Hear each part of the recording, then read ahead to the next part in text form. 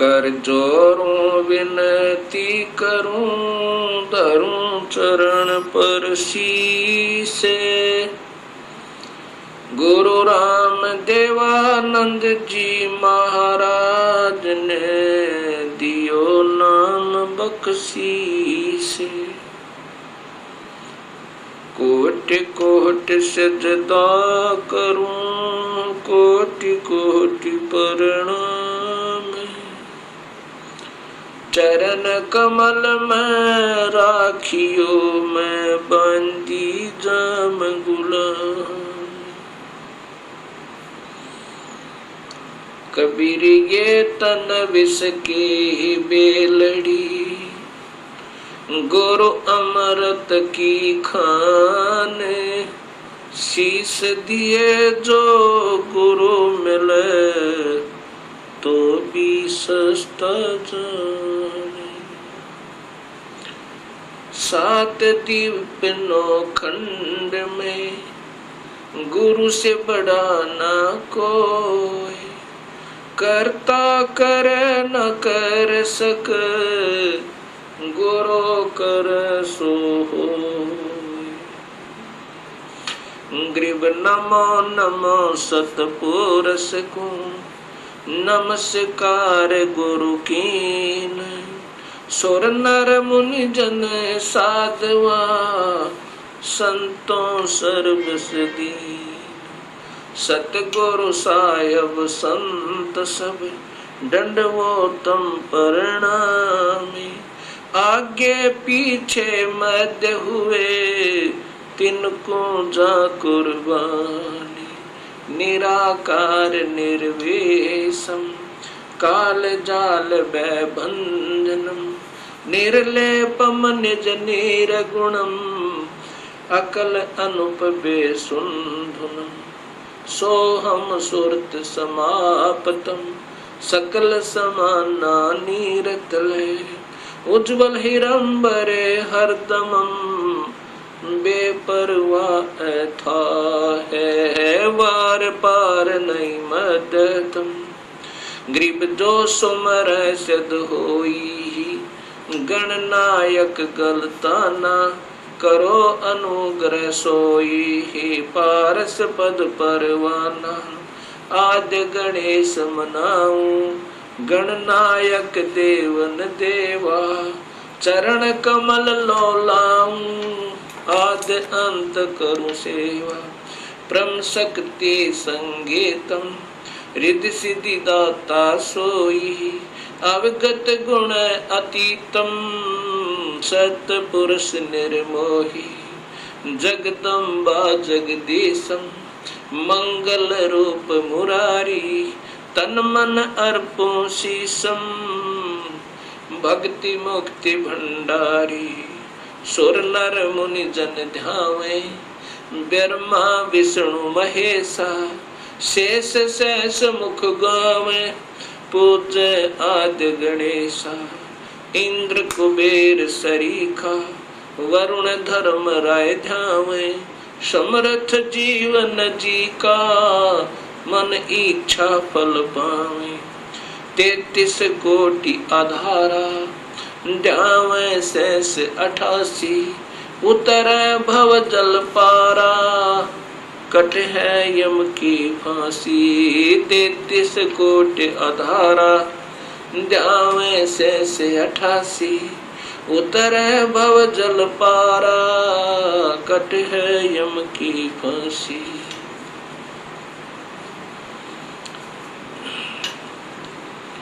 कबीर लूट सको तो लूटियो, राम नाम की लोटी। पीछे फिर पछताओगे, प्राण जहांगे छूटे। नहीं भरोसा देही का, विनस जावे क्षण माही। श्वास उसास में सुमरण करो, और यतन कछु नाही। कबीर श्वास श्वास में नाम जपो, व्यर्थ श्वास मत खो। ना जाने इस श्वास को, आवण होक न हो। राम रटत कोठी भलो, चू चू पड़े जो चामे। ये कंचन दे किस काम की, जा मुख नाही नाम। कबीर जिव्या तो वो ए बली, जो रटे हरि नाम। नहीं तो काट बगाइयो, मुख में भलो ना चामे। कबीर राम रटत कन्या भली, साकट भलो न पूते। बकरी के गल में गल थना, जा में दूध न मोहते। कबीर राम रटत दारिद्र भलो, टूटी घर की छाने। वो सुंदर महल किस काम के, जहाँ भक्ति नहीं भगवान।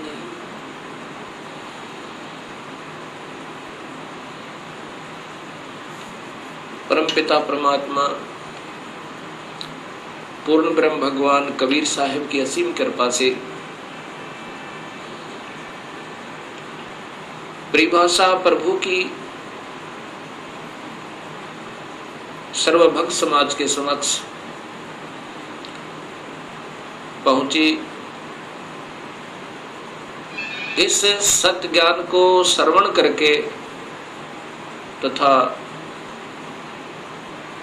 टीवी के ऊपर देखकर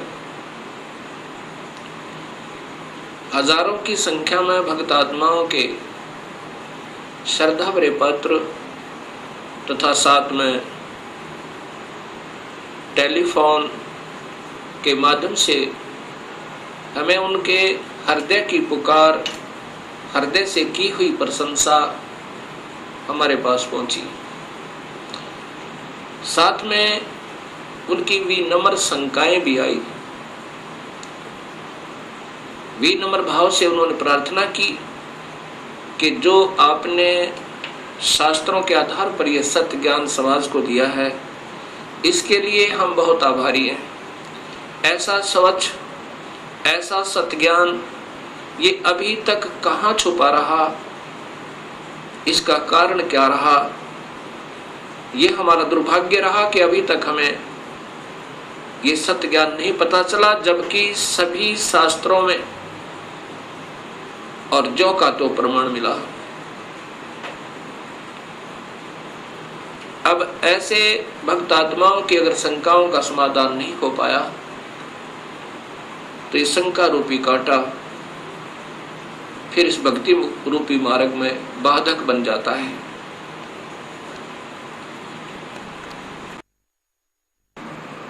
इसके लिए सर्वप्रथम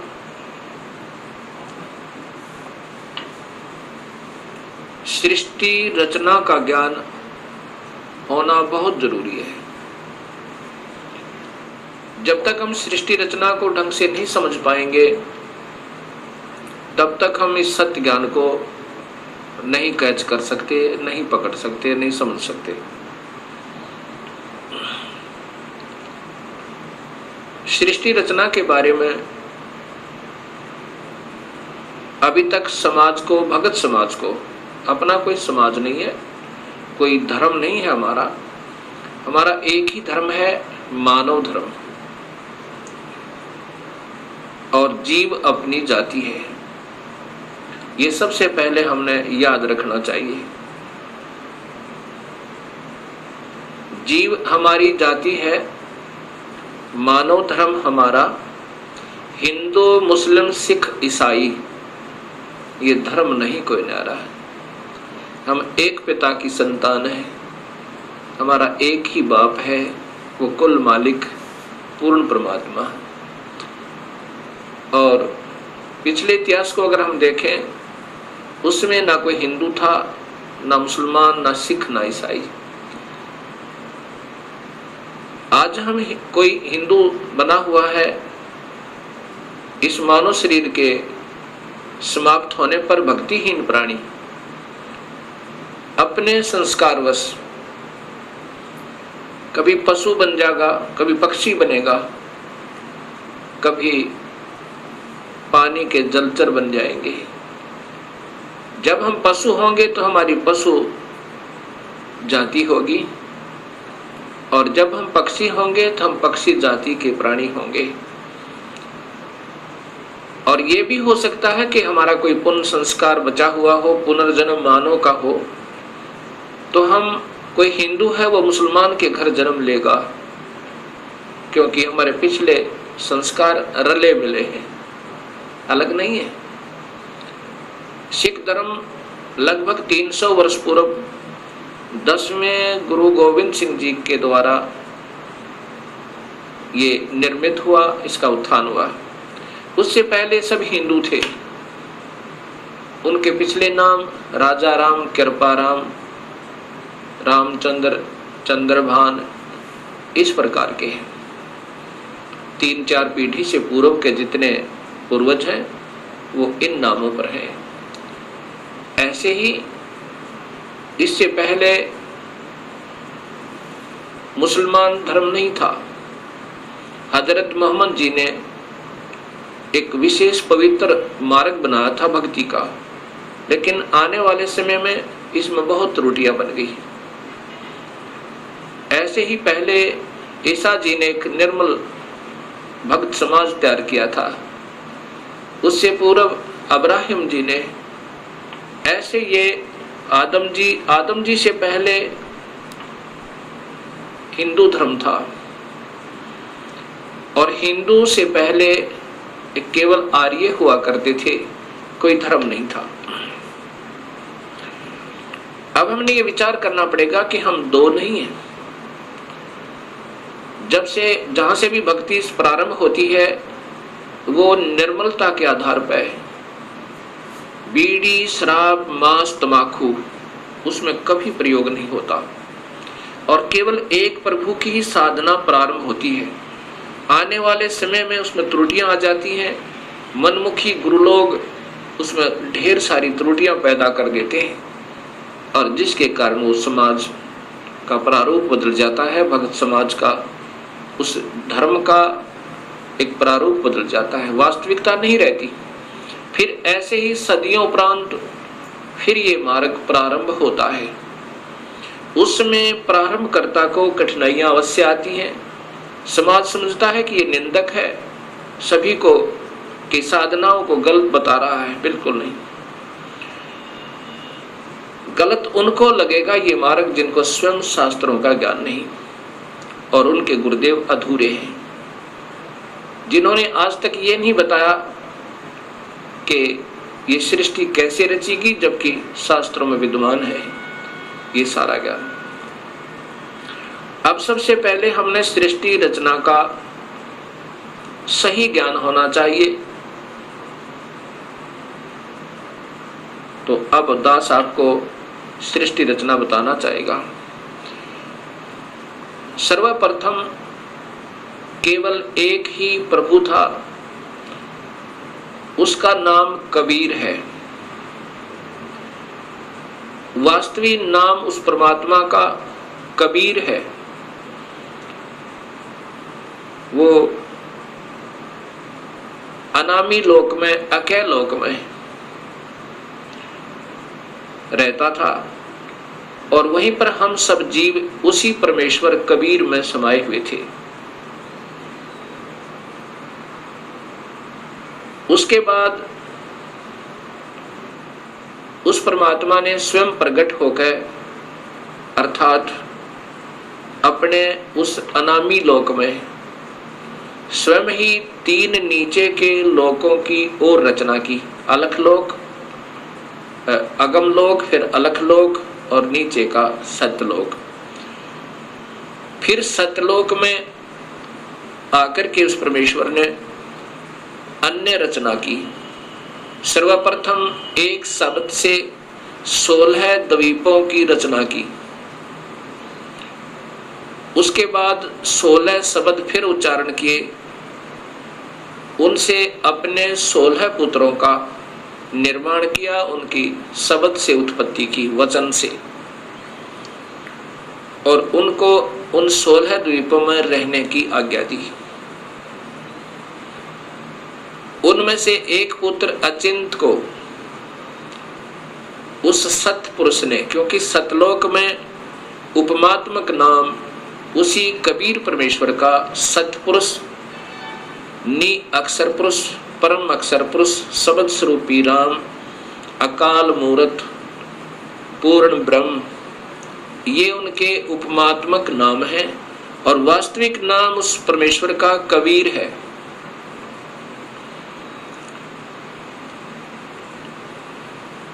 सतलोक के अंदर सतपुरुष ने अपने पुत्र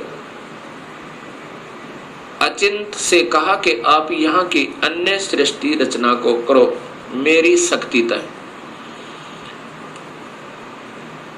अचिंत ने अपनी शब्द शक्ति से अक्षर पुरुष परब्रह्म की उत्पत्ति की और उससे कहा कि मेरा सहयोग दो यहाँ सतलोक में अन्य सृष्टि रचना करने का। अक्षर पुरुष अर्थात ये परब्रह्म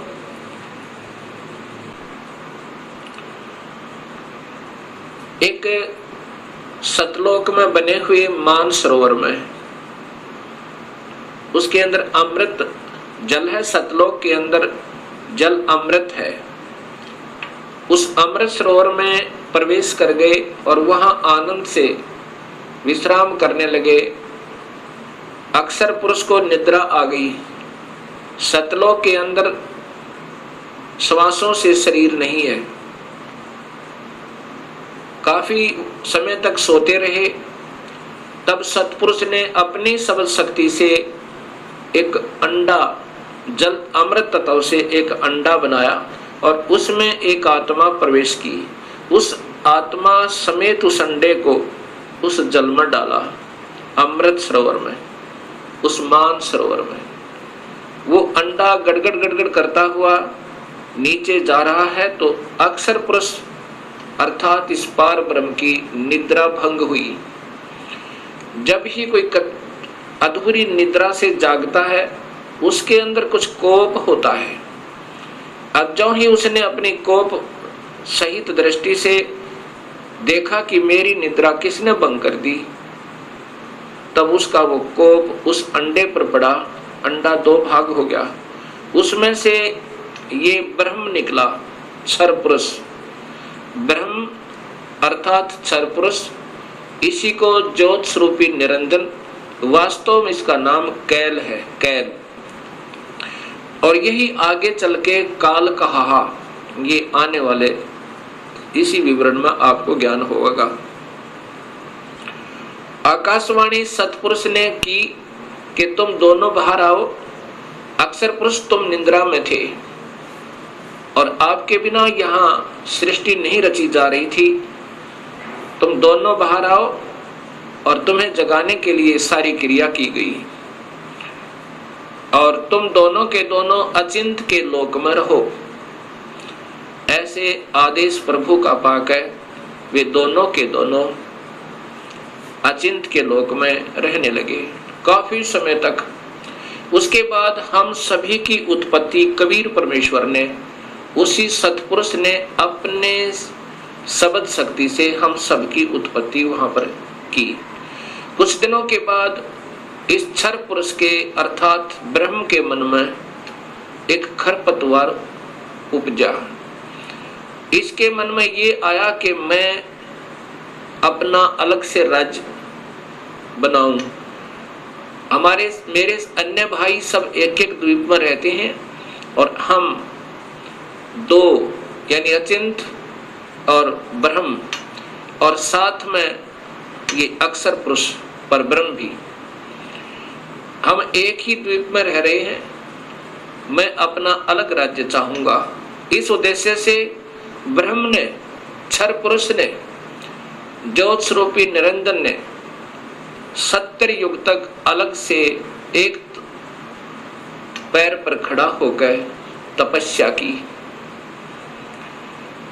जब ये तपस्या कर रहा था, हम ये सभी आत्माएं जो आज काल के लोक में दुख पा रहे हैं, चाहे आज कोई देव बना है, चाहे कोई महादेव बना है, चाहे आज कोई शूकर बना है, चाहे कोई गधा बना है, चाहे कोई राजा बना है, चाहे कोई रंक बना है, पशु या पक्षी बना हुआ है, ये सभी की सभी आत्माएं हम इस काल के ऊपर अर्थात इस ब्रह्म के ऊपर आसक्त हो गए। और यही बीमारी आज हमारे अंदर विद्यमान है, यही प्रक्रिया। जैसे ये नादान बच्चे किसी हीरो और हीरोइन को देखकर उसकी अदाओं के ऊपर इतने आसक्त होते हैं, हो जाते हैं कि वो अगर आसपास कहीं किसी शहर में वो हीरो, वो अभिनेता या अभिनेत्री आ जावे, लाखों की संख्या में उनके दर्शनार्थ भीड़ उमड़ जावे और लेना एक न देने दो, कुछ मिलना नहीं उससे। ऐसी हमारी वृत्ति वहां बिगड़ी थी सत्यलोक में। हम वहां रहा करते थे अपने पिता के पास, कोई दुख नहीं था, कोई मृत्यु नहीं थी, हमारे परिवार थे, हम प्यार से रहा करते थे। लेकिन वहां हम अपने पतिव्रता पद से गिर गए, अपने मूल मालिक उस पूर्ण ब्रह्म जो सर्व सुखदायी सदा सहाय आत्मा का आधार वास्तव में भगवान है, जो जीव को दुखी नहीं करता, जन्म मरण के कष्ट में नहीं डालता, कुत्ते और गधे नहीं बनाता, उसको छोड़कर और हम इस काल यानी ब्रह्म के ऊपर आसक्त होगी। जब इसने सत्ययुग तप कर लिया, तब पूर्ण परमात्मा ने, पूर्ण ब्रह्म ने, सतपुरुष ने पूछा भी क्या चाहता है तू, कैल क्या चाहता है, ब्रह्म तू क्या चाहता है। तब इस ज्योत स्वरूपी निरंजन ने कहा कि पिताजी, ये स्थान जहां मैं रह रहा हूं ये कम है, मुझे अलग से राज्य दो। तब उस पूर्ण ब्रह्म ने इस ब्रह्म के तप के बदले में 21 ब्रह्मांड प्रदान कर दिए, जैसे 21 प्लॉट दे देवे कोई साहूकार पिता अपने पुत्र को। 21 ब्रह्मांडों को पाकर ये ज्योत निरंजन बड़ा प्रसन्न हुआ। कुछ दिनों के बाद इसके मन में आया कि इसमें कोई अन्य रचना करूं, उसके लिए कुछ समान पिताजी से मांगूं। इसने सत्ययुग तप फिर किया। तब सतपुरुष ने पूछा कि आप क्या चाहते हो, आपको 21 ब्रह्मांड प्रदान कर दिए। तब इस ब्रह्म ने कहा कि पिताजी, इसमें कुछ रचना करना चाहता हूं, कृपा रचना करने की सामग्री दीजिए। सतपुरुष ने इस ब्रह्म को 5 तत्व और 3 गुण प्रदान कर दिए। इसके बाद इसने सोचा कि ब्रह्म ने सोचा कि इसमें जीव भी हो, मेरा अकेले का मन नहीं लगता। इस उद्देश्य से 64 युग तप फिर किया। तब सतपुरुष ने पूछा कि क्या चाहता है ज्योत निरंजन, अब तो तुझे मैंने जो मांगा सो दे दिया। तब ब्रह्म ने कहा, पिताजी कृपा मुझे जीव प्रदान करो, मेरा अकेले का दिल नहीं लगता है। उसमें पूर्ण ब्रह्म सतपुरुष कबीर परमेश्वर ने कहा कि ज्योत निरंजन, तेरे तप के बदले में राज्य दे सकता हूं और ब्रह्मांड चाहिए वो दे सकता हूं, परंतु ये अपनी प्यारी आत्मा, अपना अंश नहीं दूंगा तुझे। ये तो तेरे किसी भी क्रिया, धर्म, धार्मिक क्रिया से, तप से, किसी भी जप से नहीं दूंगा। हाँ, यदि वो स्वयं कोई जाना चाहता है अब सब इच्छा से, कोई हंस आत्मा, कोई भक्त आत्मा, तो मैं स्वीकृति दे सकता हूं, नहीं तो मैं अपनी इच्छा से नहीं कहूंगा, ये मैं नहीं दे सकता। इस बात को सुनकर ये ब्रह्मचर पुरुष ज्योत स्वरूपी निरंजन अर्थात जो भविष्य में फिर काल कहलाया, हमारे पास आया। आज हम जितनी भी ये दुखी आत्मा इस काल के 21 ब्रह्मांड में पीड़ित हैं, हमारे पास ये ब्रह्म आया और हमसे कहा कि मैं वहाँ अलग से ब्रह्मांड लिए हैं मेरे पिताजी से अपने तप के बदले में। वहाँ ऐसे स्वर्ग बनाऊंगा, महास्वर्ग बनाऊंगा और ऐसे दूधों की नदी बहाऊंगा, झरने बनाऊंगा। क्या आप मेरे साथ चलना चाहते हो? तब हम सभी ने जो यहाँ काल के 21 ब्रह्मांडों में पीड़ित है, कहा कि यदि पिताजी हमें आज्ञा दें तो हम चलने को तैयार हैं। इस बात को सुनकर ज्योत स्वरूपी निरंजन कबीर परमात्मा के पास आया और उससे कहा कि पिताजी, कुछ आत्माएं हमारे साथ चलने को तैयार हैं। सतपुरुष से कहा इस काल ने, ब्रह्म ने, कि पिताजी कुछ आत्माएं मेरे साथ चलने को तैयार हैं, उन्होंने सहमति दी है। तब पूर्ण परमात्मा सतपुरुष अर्थात कबीर देव ने, कबीर साहिब ने कहा कि यदि वो मेरे सामने स्वीकृति देंगी, जितनी भी आत्माएं हैं जो तेरे साथ जाना चाहते हैं, तो मैं उनको आज्ञा दे दूंगा। ऐसा कहकर के सतपुरुष हम सभी आत्माओं के पास आया जो आज काल के लोक में कैद में बंद हैं।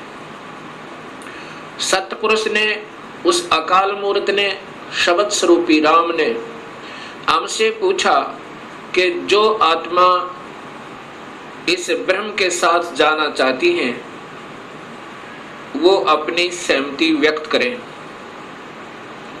उस समय हम सभी घबरा गए और नहीं हिम्मत पड़ी अपने पिता के सामने स्वीकृति देने की। उस समय एक आत्मा ने सर्वप्रथम हिम्मत किया, डेयर किया और कहा कि पिताजी, मैं इस ब्रह्म के साथ जाना चाहता हूं। उसकी देखा देखी फिर हम सभी ने स्वीकृति दे दी।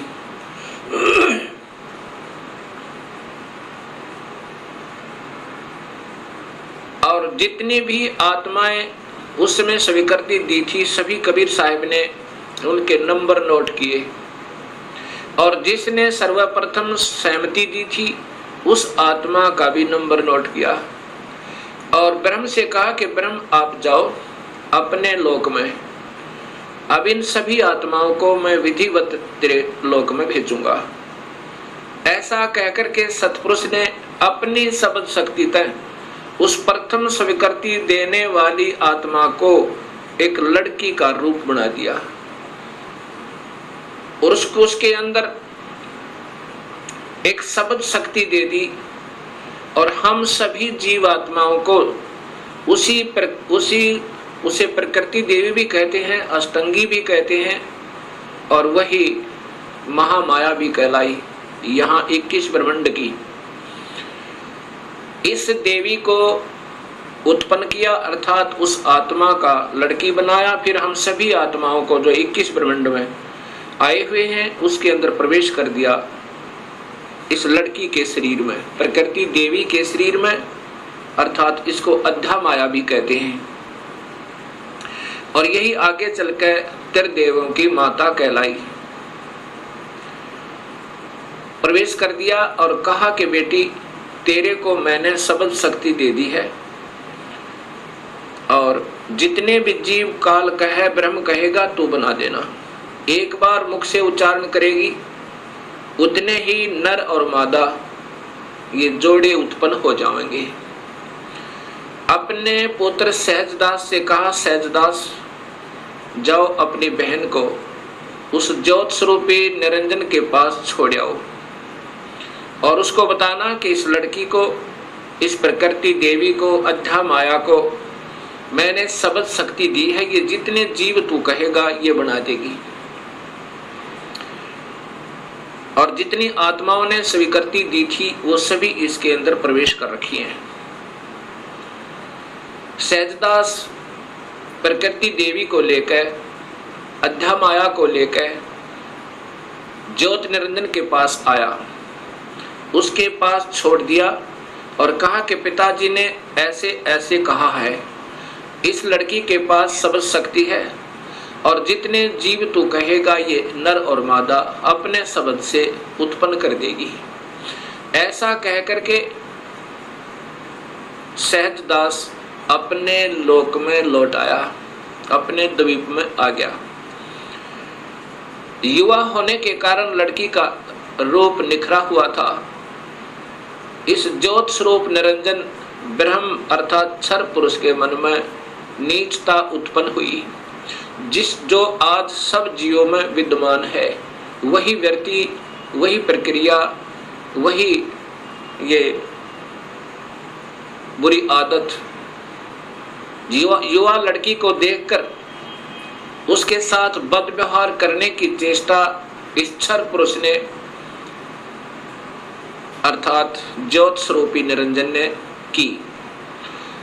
लड़की ने, प्रकृति देवी ने कहा कि ज्योत निरंजन तू होश में आ जा, तू और मैं एक ही पिता की संतान है। पहले तेरी उत्पत्ति हुई उन्हीं के शब्द तय अंडे में और उन्हीं ने मुझे उत्पन्न किया। तू और मैं बहन और भाई हैं। बहन भाई का ये कर्म पाप का भागी होता है। तू मान जा मेरी बात। ज्योत निरंजन ने एक भी बात उस लड़की की नहीं सुनी और मदहोश होकर, विषय वासना के वश होकर, काम वश होकर उस लड़की को पकड़ने की चेष्टा की, दुष्कर्म करने के लिए। लड़की ने अपनी इज्जत बचाने का और कहीं स्थान ना पाकर, जो ही उस काल ने, ज्योत स्वरूपी निरंजन ने, क्षर पुरुष ने ऐसे मुंह खोला हुआ था, आलिंगन करने के लिए ऐसे बाजू फैलाई थी, उसी समय लड़की ने छोटा रूप बनाया, सूक्ष्म, बहुत सूक्ष्म, और उसके पेट में चली गई अपनी इज्जत रक्षा के लिए। वहां से अपने पिता से पुकार की, हे परम पिता, हे सतपुरुष, हे कबीर परमेश्वर, मेरी रक्षा करो। इस प्रकार मैं काल से अपनी इज्जत रक्षा के लिए, इस ब्रह्म से अपनी इज्जत रक्षा के लिए इसके पेट में प्रवेश हूं और मुझे आकर मेरी रक्षा करो, मुझे बचाओ इससे। उसी समय कबीर परमेश्वर ने अपना ही दूसरा रूप अपने पुत्र योग संतायन अर्थात योग जीत, उसे जोग जीत भी कहते हैं, योग जीत का रूप बनाकर काल के 21 ब्रह्मांडों में प्रकट हुए और कहा कि ज्योत स्वरूपी निरंजन, तूने जुल्म कर दिया, आपने ये ऐसा जुल्म कर दिया, ऐसे कर्म करने वाले पाप आत्मा को इस सच्चे लोक में ये श्राप, ये कर्म, ये पाप लगता है कि 1 लाख जीवों का, मनुष्य शरीरधारी जीवों का रोज आहार करेगा और 1.25 लाख की उत्पत्ति करेगा। पिताजी ने आदेश दिया है मुझे कि आप यहाँ से निकल जाइए अपने 21 ब्रह्मांड को लेकर, और लड़की को उसके पेट से निकाल दिया, प्रकृति देवी को इस ब्रह्म के पेट से निकाल दिया और उनको 21 ब्रह्मांड समेत और दोनों को वहां से निष्कासित कर दिया और कहा कि प्रकृति, तूने स्वयं अपने पैर पर कवाड़ा मारा है, अपने पिता से दूर होगी तू, अब इसकी सजा तू ही पावेगी और जाओ यहाँ से 21 ब्रह्मांड लेकर आप चले जाओ। इतना कहते ही 21 ब्रह्मांड वायुयान की तरह वहां से चल पड़ा और वहां से सतलोक से 16 शंख कोश की दूरी पर नील पद्म शंख यानी 16 मिलियन 16 शंख कोस की दूरी पर ये 21 ब्रह्मांड आकर के स्थिर कर दिए कबीर परमेश्वर ने अपनी शक्ति तय। अब इस ज्योत स्वरूपी निरंजन के मन में फिर यही नीचता फिर उठी और कहा कि अब मेरा कौन क्या बिगाड़ सकता है, अब मैं मनमाना करूंगा। उस लड़की ने, प्रकृति देवी ने फिर प्रार्थना की कि ज्योत निरंजन अब भी तू मान जा। पहले तो आप और मैं एक ही पिता की संतान हैं और दूसरे मैं तेरे पेट से होकर आई हूं। ये कर्म, अब मैं तेरी बेटी बन गई। प्रथम तो बहन और भाई का ये पाप कर्म महापाप का कारण है और दूसरे मैं तेरी बेटी हुई आपके पेट में होकर आई और बाप बेटी का ये जुल्म अच्छा नहीं। मान जा मेरी बात, मेरे पास सब शक्ति है पिताजी की दी हुई और जितने जीव तू कहेगा मैं बना दूंगी। लेकिन इस ज्योत स्वरूपी निरंजन ने एक भी बात नहीं सुनी उस प्रकृति देवी की, दुर्गा की। जबरदस्ती शादी की और एक ब्रह्मांड में एक ऐसा स्थान बना रखा है इस काल भगवान ने, ब्रह्म भगवान ने। वहां पर ब्रह्मलोक कहते हैं उसको। उस ब्रह्मलोक के अंदर इसने 3 स्थान बना रखे हैं, एक रजोगुण प्रधान, एक सतोगुण प्रधान और एक तमोगुण प्रधान। जब ये सतोगुण रजोगुण प्रभावित क्षेत्र में इस दुर्गा को अपनी पत्नी के रूप में रखता हुआ वहां रहता है, उस समय जो पुत्र की उत्पत्ति होती है उसका नाम ब्रह्मा रख देता है, उसको रजोगुण बना देता है। उसके बाद ये दोनों उस स्थान पर आ जाते हैं जो सतोगुण प्रभावित होता है। वहां पर जो पुत्र उत्पन्न होता है उसके अंदर सतोगुण आ जाते हैं, उसके अंदर सतोगुण आ जाते हैं और उसका नाम ये विष्णु रखते हैं। तीसरे स्थान को तमोगुण प्रभावित बना रखा है, वहां रहकर अब इसी प्रकृति देवी दुर्गा के साथ जो पुत्र उत्पन्न करता है उसका नाम रुद्र शंकर शिव रखता है। ऐसे ही हर ब्रह्मांड के अंदर इस काल भगवान ने, ब्रह्म भगवान ने ये ब्रह्मलोक बनाए हैं और वहां पर ये ऐसे ही कुछ समय के लिए प्रकृति देवी को अपने साथ रखता है और उसके बाद वहां से अंतर्ध्यान हो जाता है। अब जब इसने इस लड़की को, प्रकृति देवी को बदनजर से देखा था और ये लड़की प्रकृति देवी ने इसके पेट में शरण पाई थी, ज्योत निरंजन के पेट में, और फिर सतपुरुष ने अपने पुत्र जोगजीत का रूप बना करके आकर उसको निकाला था। उस दिन से इसका नाम काल पड़ा। कहा था कि आज से तेरा नाम काल होगा और 1 लाख जीवों का, मनुष्य शरीरधारी प्राणियों का रोज आहार करेगा और 1.25 लाख की उत्पत्ति किया करेगा। ये वहां पर सतलोक के अंदर ऐसा दुष्कर्म करने वाले को स्वतः पाप लग जाता है। अब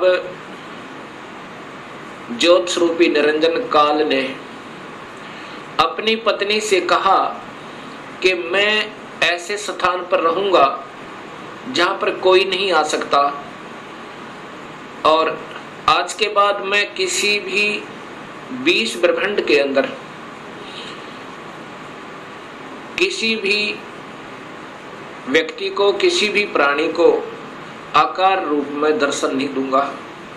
मुझे निराकार समझा करेंगे, लेकिन मैं अपने वास्तविक रूप, काल रूप में अपने 21वें ब्रह्मांड में रहा करूंगा। वहां पर कोई नहीं आ सकता, ना ब्रह्मा आ सकता, ना विष्णु आ सकता, ना शिव आ सकता और ना ही कोई वेदों में के अनुसार साधना करने वाले साधक आ सकते। मैं वहां रहा करूंगा। और सर्व कार्य मैं गुप्त रूप से किया करूंगा। तब प्रकृति देवी ने कहा कि निरंजन मैं तेरे वश होगी, अब कुछ भी नाच नचा। इतने बड़े ब्रह्मांडों को, इन 20 ब्रह्मांडों को मैं कैसे चलाऊंगी एक स्त्री की जाति, और तू मुझे छोड़कर जा रहा है, कहता मैं आज के बाद किसी को दर्शन नहीं दूंगा। तब ज्योत स्वरूप निरंजन अर्थात इस काल भगवान ने, ब्रह्म ने कहा कि प्रकृति चिंता ना करे, जो कुछ भी करूंगा वो मैं ही करूंगा, तुम तो निमित्त मात्र होगे, और ये बच्चे ब्रह्मा विष्णु महेश ये भी केवल निमित्त होंगे, इन सब का रिमोट मेरे पास होगा, सब कार्य मैं करवाऊंगा, तू चिंता मत कर। और जब ये बच्चे थोड़े से सियाने हों, इनको अचेत कर देना, जब ये बाल अवस्था से ऊपर उठे इनको अचेत कर देना, और मेरा भेद मत बताना, ये समझ लेना ध्यान से, अगर मेरा भेद तूने इनको बताया तो मेरे से बुरा नहीं होगा, ऐसे उसको डरा धमका दिया। इस प्रकार ये काल उसके बाद निराकार कहलाता है, लेकिन ये आकार में अपने उस काल लोक में विद्यमान रहता है। जब ये बच्चे ब्रह्मा विष्णु महेश सियाने हुए, तब तक इनको अचेत रखा गया। जब ये सियाने हुए, उसमें ब्रह्मा को कमल के फूल पे, विष्णु को शेष सैया पे, और शिव को एक कैलाश पर्वत पे इनको बेहोश रखा हुआ था, और फिर वहां पर सचेत कर दिया। सबसे पहले ब्रह्मा को कमल के फूल पे इसी स्वयं ब्रह्म ने, काल ने अपने ही नाभि से एक कमल प्रकट किया। वो महाविष्णु, महाब्रह्मा, महाशिव रूप में, 3 रूप में ब्रह्मलोक में रहता है, हर ब्रह्मांड के अंदर। उस समय ब्रह्मा को उस कमल के फूल पर रख दिया। ब्रह्मा को ये नहीं मालूम कि मैं कहां से उत्पन्न हुआ, कौन मेरा माँ है, कौन मेरे पिता है। उसके बाद आकाशवाणी हुई कि तुम तप करो। ब्रह्मा ने 1000 वर्ष तक तप किया। फिर आकाशवाणी हुई कि सृष्टि करो। तब ब्रह्मा ने सोचा कि मैं काहे की सृष्टि करूं, सब जगह जल ही जल है, कहीं पृथ्वी दृष्टि गोचर नहीं हो रही है। इतने में मधु और कैटब नाम के 2 राक्षस काल ने प्रेरित करके और ब्रह्मा की ओर भेज दिए। ब्रह्मा डर के मारे उस कमल के फूल को के डंठल को पकड़कर नीचे उतर गया, बहुत स्पीड तय। नीचे जब आया तो उसी जल के ऊपर एक शेष सैया पर चतुर्भुज रूप में एक व्यक्ति सो रहा है। उसके हाथों में शंख, चक्र, गदा, पद्म है। जब ब्रह्मा वहां पहुंचा, उसी समय वो विष्णु जी थे, जो त्रिलोकीय विष्णु जी थे। उनमें से एक शक्ति निकली, वो आकाश में छा गई। उस समय ये ब्रह्मा विष्णु जी होश में आए। इतने में मधु और कैटब भी पहुंच गए। मधु और कैटब के साथ भगवान विष्णु ने 5000 वर्ष तक युद्ध किया, वो नहीं मरे। फिर उस शक्ति ने जो आकाश में छाई थी, एक लड़की का रूप बनाया, देवी का, और मधु कैटब को मोहित किया, अपनी ओर आकर्षित किया अपनी कलाओं से, अदाओं से। जब मधु और कैटब उस लड़की की तरफ देखने लगे तो विष्णु जी ने पीछे से उनकी गर्दन पकड़कर दोनों को मार डाला। अर्थात 5000 वर्ष तक भगवान विष्णु से 2 राक्षस नहीं मरे। वो भी तब मरे जब उस माता ने सहयोग दिया, उनको अट्रैक्ट कर लिया, आसक्त कर लिया। इससे 2 बातें सिद्ध होती हैं कि ये समर्थ नहीं है। जब 5000 वर्ष तक 2 राक्षस नहीं मर पाए भगवान विष्णु से, तब ब्रह्मा जी और विष्णु 2 थे। इतने में रुद्र अर्थात ये शिव भी वहीं प्रकट हो गया। ब्रह्मा जी देवी भागवत महापुराण में बताता है कि फिर हम 3 हो गए। ब्रह्मा, विष्णु और शिव। तब देवी ने कहा कि तुम तीनों देवता अपने अपने कार्य को ध्यान से सुनो और उस पर संलग्न हो जाओ। ब्रह्मा जीवों की उत्पत्ति करवावे, उनको रजोगुण प्रभावित करके, ये केवल इतने ही ब्रह्मा हैं। और विष्णु फिर इनके आपस में सतिथि बनाए रखे, मोह ममता में फंसाए रखे, ये विष्णु जी की ड्यूटी है। और शिव की ड्यूटी है कि ये संहार करे। तब इन तीनों ने कहा कि हे माई, हे देवी, कहीं पर पृथ्वी नजर नहीं आ रही है और पृथ्वी के बिना प्राणियों की सृष्टि, स्थिति और संहार असंभव है। तब वो देवी मुस्काई और कहा कि तुम, इतने में एक विमान आया और कहा कि तुम तीनों के तीनों इस विमान में बैठो और चिंता मत करना, घबराइयो मत। उस समय ये तीनों के तीनों ब्रह्मा, विष्णु, महेश विमान में प्रवेश कर गए। विमान मन की गति से चला, बहुत तीव्र गति था। कहाँ पहुंचा? ब्रह्मलोक में पहुंचा, जहां पर ये काल भगवान 3 रूपों में रहता है, जहां इनकी उत्पत्ति की जाती है, ब्रह्मा, विष्णु, महेश की। और वहां पर कोई नहीं जा सकता, ना वेद विधि से, किसी साधना तक, ना तप से, ना यज्ञ से, ना हवन से, किसी प्रकार से नहीं जा सकता, ना किसी जप से। वहां पर तो ये अपनी कृपा से ही ले जा सकता है, ये काल भगवान सोचल सिद्ध करके। वहां जाकर के इन्होंने क्या देखा?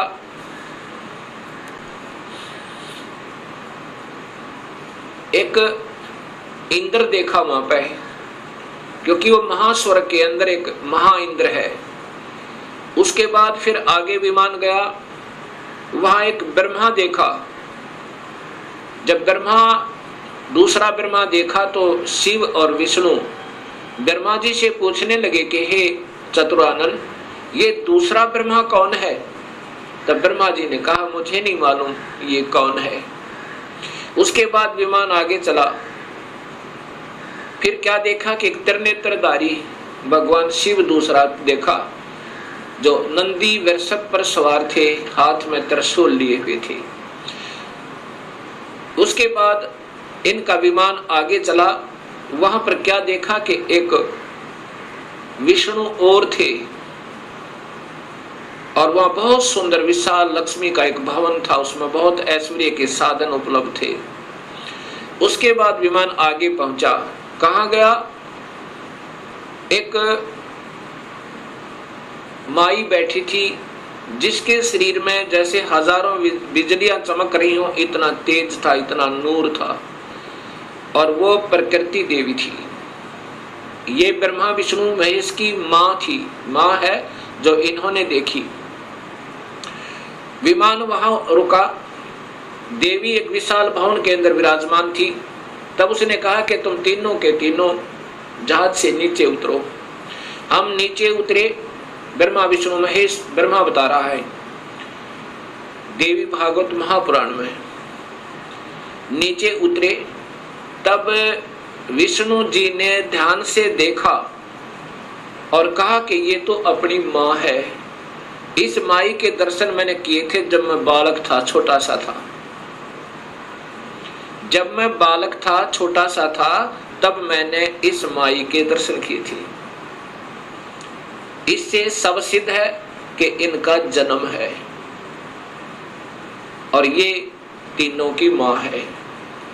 तब ब्रह्मा, विष्णु और शिव ने तीनों ने स्वीकार कर लिया कि ये ही अपनी जननी है।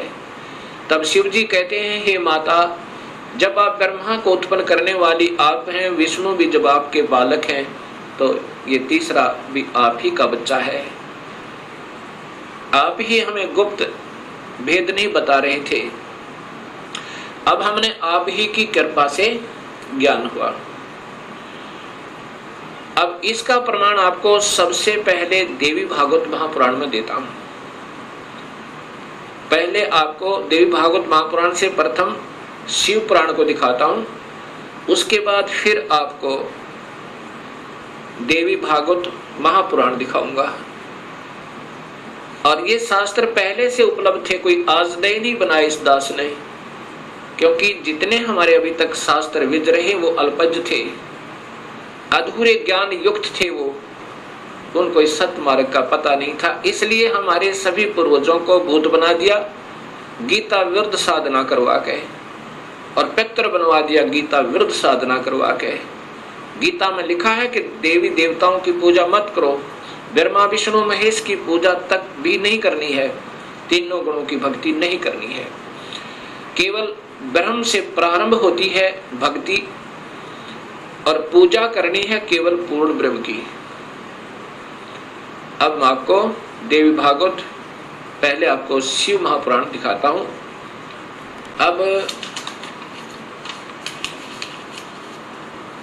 अब देखिएगा भक्तात्माओं, ये देवी भागवत महापुराण, शिव महापुराण, ये शिव महापुराण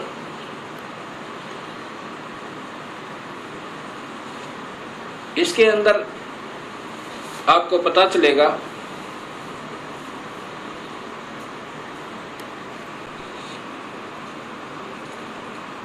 श्री शिव महापुराण भाषा सटीक सहितम, ये संस्कृत युक्त है, इसमें संस्कृत भी साथ है। और ये शिवा भाषा टीका टीकोत्तम, टीकाकार है डॉक्टर ब्रह्मानंद त्रिपाठी, साहित्य आयुर्वेद ज्योतिष आचार्य, MA PhD DMCA, ये टीकाकार हैं इनके। और ये आपके समक्ष है, इसमें क्या लिखा है यहां देखिएगा।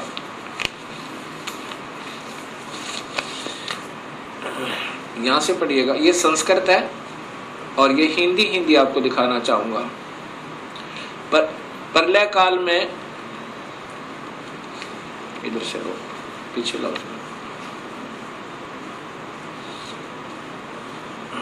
ए मुनिवर, प्रलय काल में भी शिव पार्वती का कभी वियोग न होने के कारण ही काशी को अविमुक्त अक्षेत्र कहते हैं। प्राचीन काल में शिवजी ने इस अक्षेत्र का नाम पहले नंदनवन और बाद में अविमुक्त रखा था। हे देवर्षि नारद, आनंद वन में रमण करते हुए शिव पार्वती के मन में इच्छा हुई कि किसी दूसरे पुरुष का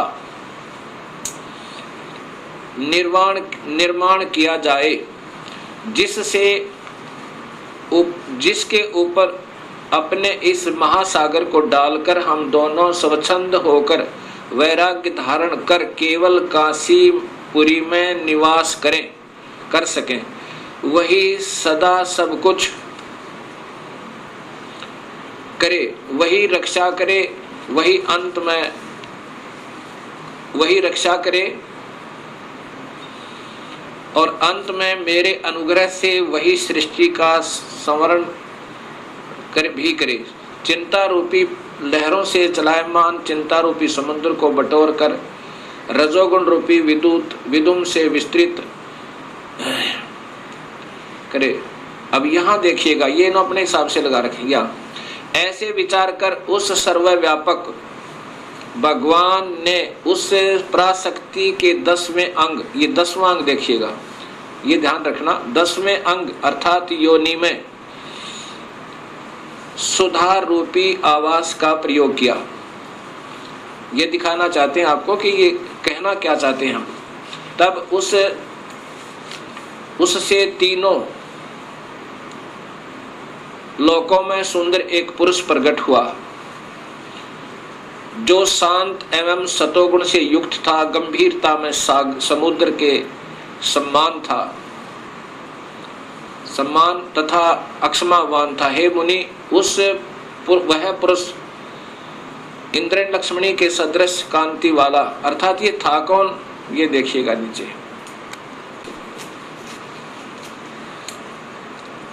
शिवजी ने कहा, उस जो पुत्र उत्पन्न हुआ उसको कहा, सर्वव्यापक होने से तुम्हारा विष्णु यह प्रसिद्ध नाम होगा। ये देखिए ध्यान तक, फिर देखिए, सर्वव्यापक होने से शिव ने कहा, शिवजी ने कहा, सर्वव्यापक होने से के कारण तुम्हारा विष्णु यह प्रसिद्ध नाम होगा। अब इससे सिद्ध हो गया कि शिवजी से विष्णु की उत्पत्ति। एक बार फिर लीजिए,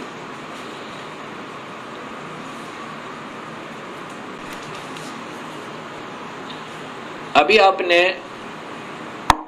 ये शिव महापुराण में छठे अध्याय को देखा, छठे अध्याय में कि भगवान शिव से और पार्वती के संयोगता है। पार्वती कौन? ये महाशक्ति यानी शेरा वाली प्रकृति के द्वारा विष्णु की उत्पत्ति हुई। अब सातवां अध्याय, ये संस्कृत भी साथ है। अब यहाँ आगे देखिएगा, ये हिंदी देखिएगा। ब्रह्मा जी ने कहा कि विष्णु भगवान के शयन करने के बाद उनकी नाभि से एकाएक बहुत बड़ा कमल पुरुष उत्पन्न हुआ, कमल पुष्प। अब ये ब्रह्मा बता रहा है लेकिन तुक्के लगा रहा, क्योंकि स्वयं बेहोश था पहले, इसको आप ही नहीं मालूम वो कौन से विष्णु की नाभि से मिला। ये देखिएगा, उत्पन्न हुआ जिसकी नाल टनकार फल फूल के फूल।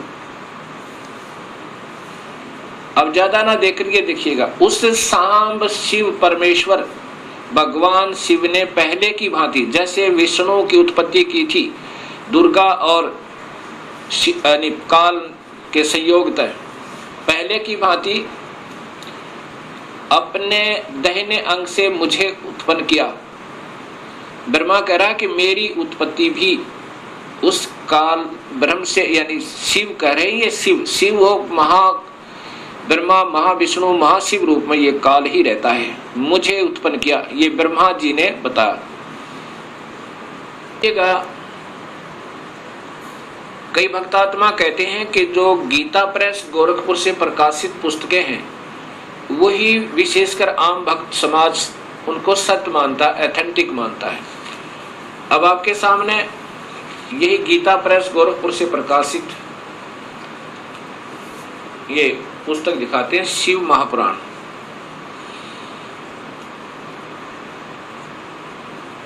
संक्षिप्त शिव महापुराण, और ये नीचे गीता प्रेस गोरखपुर से, और इसके छठे अध्याय में फिर यही प्रमाण है।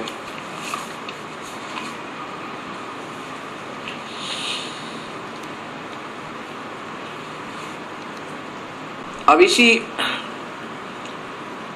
शिव महापुराण का ये छठा अध्याय है। ये शिव महापुराण अध्याय नंबर 6, उसके बीच से सुना रहा हूं, आप इसको खरीद कर देख भी सकते हो। जिस परब्रह्म के विषय में ज्ञान और अज्ञान पूर्ण उक्तियों द्वारा इस प्रकार ऊपर बताए अनुसार विकल्प किए जाते हैं, उसने कुछ काल के बाद सृष्टि का समय आने पर द्वितीय की इच्छा प्रकट की। उसके भीतर एक से अनेक होने का संकल्प उदित हुआ। तब उस निराकार परमात्मा ने अपनी लीला शक्ति से अपने लिए मूर्ति आकार की कल्पना की।